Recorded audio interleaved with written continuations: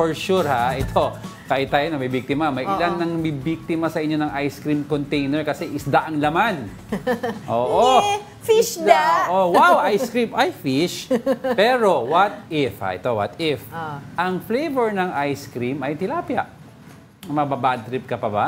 Para bigyan ng mukha ang Balita Mobile Journal, Francis Orsio.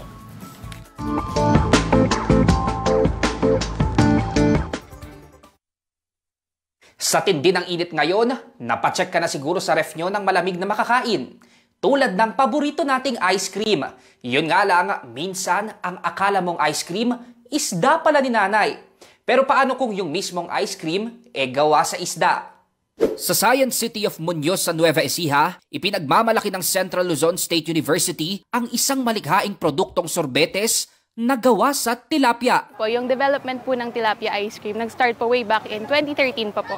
Noong nakatikim po si Dr. Teresa A. Abella, yung president po ng CLSU noon, ng shrimp ice cream po sa Taiwan. Nagkataon naman daw na may event ang Department of Hospitality Management ng Universidad na ibinida ang mga tilapia dishes. Dito naisipan ng CLSU na i-challenge ang mga estudyante na gawing ice cream ang tilapia. Ang dating school project, isa na sa ipinagmamalaking food innovations sa buong syudad. At syempre, hindi tayo magpapahuli para matikman ang tilapia ice cream. Pinuntahan talaga natin yan sa Nueva Ecija.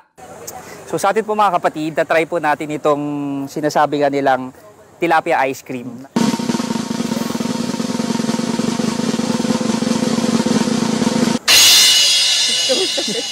Hindi po lasa. Hindi po lasang tilapia. Mas rich yung flavor po nung gatas. Opo.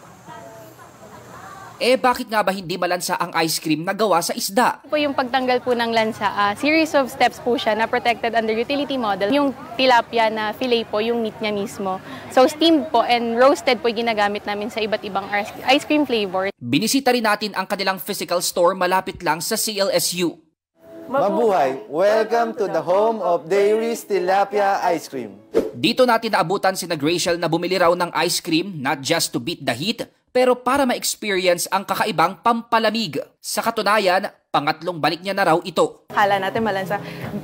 Meron siyang distinct or unique taste, pero hindi siya yung masasabi natin na typical ice cream lang. So, there's something new in it. Sa ngayon, sa Muñoz, Nueva Ecija pa lang mabibili ang tilapia ice cream. At sa mga curious sa presyo, affordable naman daw. From 50 to 159 pesos, depende sa laki at flavor. Merong mga classic flavors tulad ng vanilla, cookies and cream, at ube. Ika nga nila, you only live once. Kaya kung may pagkakataon, maging bukas ang isipan sa iba't ibang klase ng pagkain, kahit fishy pa yan pakinggan. Mobile journalist Francis Orsio po, hatid ang mukha ng balita.